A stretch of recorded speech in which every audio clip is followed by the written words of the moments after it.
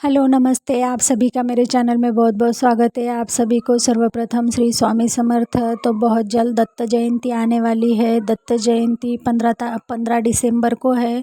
दत्त जयंती का सप्ताह 9 दिसंबर से चालू होकर 15 दिसंबर को दत्त भगवान का जन्म होने के बाद 16 दिसंबर को दत्त सप्ताह ख़त्म होने वाला है। तो इस सप्ताह के निमित्त में स्वामी समर्थ महाराज के केंद्र में दिए जाने वाली कुछ सेवाएं और उपाय है, जिससे कि हमारे जीवन की बहुत सी अड़चनें परेशानी दूर करने के लिए हमें ये 11 दिन की सेवा और 11 दिन के उपाय करने हैं।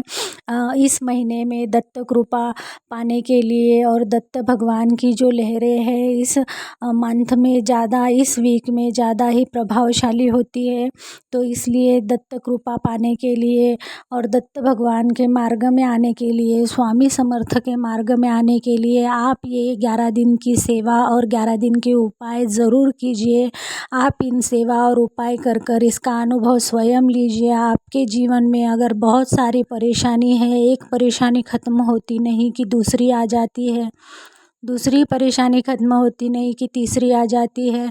आप संकटों से घिरे हैं, आपके जीवन में बहुत सी परेशानियां हैं, आपके जीवन में बहुत से प्रश्न हैं, नौकरी नहीं लग रही, शादी नहीं हो रही, जीवन में बहुत कठिन परिस्थिति आ गई है, कर्ज हो गया है, आपका व्यापार नहीं चल रहा, आपके पास पैसे नहीं है, धन नहीं है, आपकी कोई भी परेशानी, जो भी अड़चन है, इस सप्ताह को करने में, इस 15 दिन की सेवा में आप इन प्रश्नों के उत्तर आपको मिलेंगे। आपको इसका बहुत ही अच्छा अनुभव मिलेगा। हमें गुरु चरित्र का पारायण भी करना है। गुरु चरित्र का पारायण कैसे करें और गुरु चरित्र का पारायण करने के नियम और विधि क्या है, ये मैं आपको नेक्स्ट वीडियो में बताऊंगी। अभी मैं आपको बता रही हूँ कि हमें स्वामी समर्थ महाराज की 11 दिन की सेवा करनी है। ये सेवा आपको घर पर ही चालू करनी है। आप 11 दिन स्वामी समर्थ सारामृत के 11 पाठ कर सकते हैं। संकल्प युक्त आपको ये सेवा करनी है। आपकी जो भी मनोकामना है उस मनोकामना को बोलकर आपको संकल्प लेना है और संकल्प लेकर आपको इस सेवा को 5 दिसंबर से 15 दिसंबर तक करना है। 5 दिसंबर से आप या तो स्वामी चरित्र सारामृत के श्री स्वामी समर्थ महाराज के 11 पाठ कर सकते हैं। उसी तरह आप तारक मंत्र का रोज़ 11 बार पाठ कर कर इस तरह से 11 दिन सेवा कर सकते हैं। उसी तरह नित्य सेवा के किताब में दत्त बावनी दी गई है। दत्त बावनी ये भगवान दत्त भगवान के जन्म से लेकर तो उनके पूरे जीवन पर आधारित दत्त बावनी है। तो आप इस दत्त बावनी को भी 11 दिन तक संकल्प युक्त आपकी मनोकामना बोलकर घर पर पढ़ सकते हैं। 11 माल स्वामी समर्थ महाराज का जप भी कर सकते हैं। 11 माल स्वामी समर्थ महाराज का जप भी अगर आप संकल्प युक्त किए तो आपको इसका फल ज़रूर मिलेगा। आपको ये सारी सेवाएं अगर संकल्प युक्त करनी है तो आपको जो नॉनवेज है वो वर्ज्य करना होगा। आप नॉनवेज बिल्कुल भी नहीं खा सकते। आपको मद्यपान वगैरह भी बंद करना होगा। आप इन सेवाओं को करके देखिए। इन सेवाओं की बहुत प्रचिति है। इसका अनुभव हमें आए बिना नहीं रहता। मुझे पता नहीं कि आप सभी को स्वामी समर्थ महाराज कौन है, दत्त गुरु क्या है, ये पता भी है या नहीं है, लेकिन फिर भी मैं आपको बता रही हूँ। मराठी में, महाराष्ट्र में मेरे बहुत से भाई बहन हैं जो स्वामी समर्थ महाराज के सेवे करी है और स्वामी समर्थ महाराज के बारे में और उनकी पूजा पाठ, उनके केंद्र, उनके स्वामी चरित्र सारामृत, नित्य सेवा, इसके बारे में जानकारी देते हैं। लेकिन हिंदी में कोई भी जानकारी नहीं देता। इसलिए मैंने ये चैनल चालू किया है कि ताकि इस सेवा का लाभ ऑल इंडिया में सभी को हो और इस सेवा से सभी की अड़चनें और सभी के जो भी परिस्थिति प्रॉब्लम है वो दूर होकर उनके जीवन में खुशियाँ आए। इसलिए मैं इस चैनल के माध्यम से स्वामी समर्थ महाराज की जो भी सेवाएं, जो भी पूजा पाठ के जो भी मंत्र स्तोत्र है, जिसकी भी माहिती है, मैं इस वीडियो से देती हूँ। तो अगर आपको इसी ही मेरी जानकारी पूर्ण वीडियो देखनी है और आपको भी स्वामी समर्थ महाराज की सेवा में आना है और जानना है कि स्वामी समर्थ महाराज की नित्य सेवा कैसे करें, स्वामी समर्थ महाराज की नित्य सेवा के फल क्या है, तो आप मेरे चैनल से ज़रूर जुड़ सकते हैं।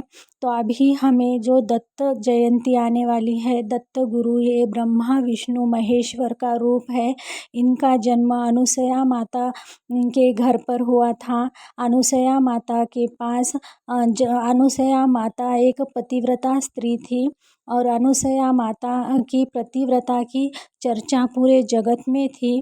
तो अनुसया माता का चरित्र का परीक्षण करने के लिए ब्रह्मा विष्णु महेश्वर भिक्षुकरी का रूप लेकर आते हैं और माता से भिक्षा मांगते हैं।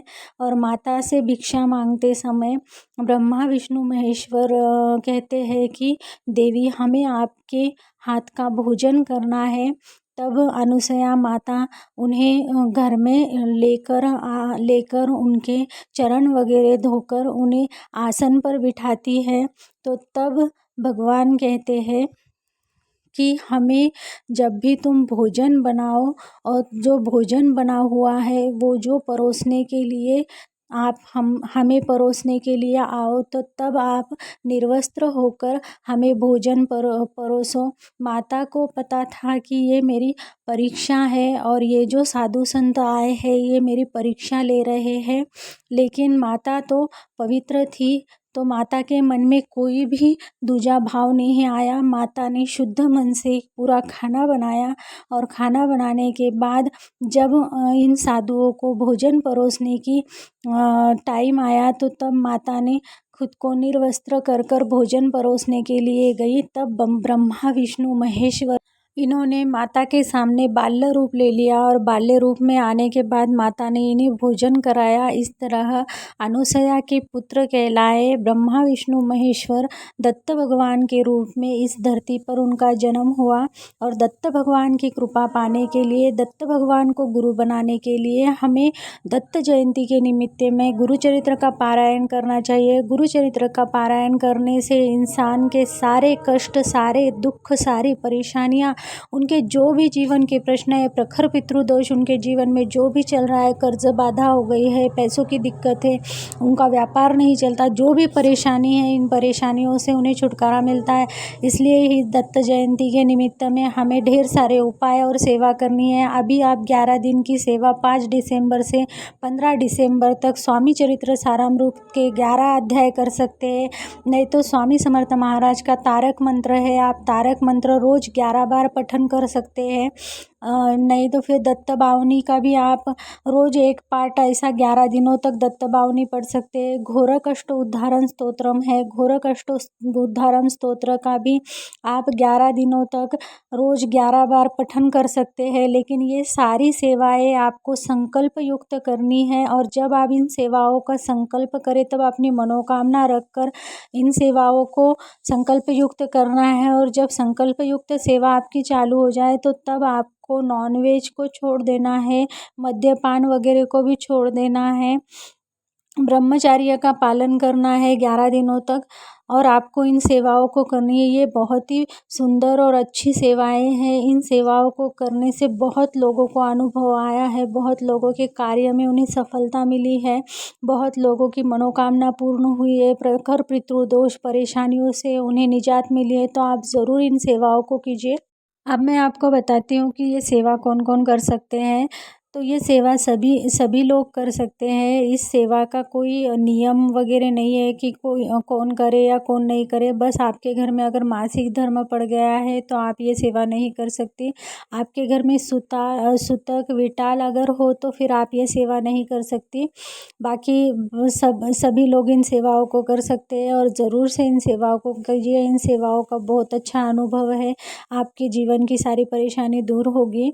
तो मैंने जो सेवा कही है वो आप ज़रूर कीजिए दत्त दत्त जयंती के निमित्त में। अगर आपकी इच्छा है, आपको सेवा करनी है लेकिन आपके घर वाले सेवा करने के लिए तैयार नहीं होते या आप सेवा करना चाहती है पर फिर भी नहीं कर सकती, तो एक बहुत ही सुंदर और अच्छी सेवा है वो, मतलब कि श्री स्वामी समर्थ, श्री स्वामी समर्थ इस मंत्र का आप दिन रात मन में काम करते समय, सुबह शाम दोपहर में जप कर सकती है, या तो फिर आप दिगंबरा श्रीपाद वल्लभ दिगंबरा श्री इस मंत्र का भी दिन रात जप कर सकती है, चलते फिरते उठते बैठते सोते।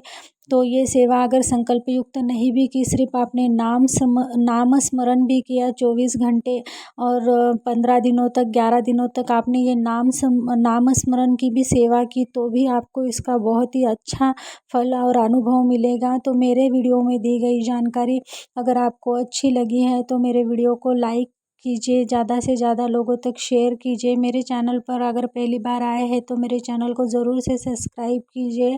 स्वामी महाराज की कृपा से आपके मन की सारी अच्छी इच्छाएं पूर्ण हो, ऐसे स्वामी के चरणों में प्रार्थना करती हूँ और आज के वीडियो को ख़त्म करती हूँ। नेक्स्ट वीडियो में मैं आपको गुरुचरित्र पारायण कैसे करें और गुरुचरित्र पारायण के नियम क्या है, उसका विधि क्या है, इसके बारे में जानकारी दूंगी।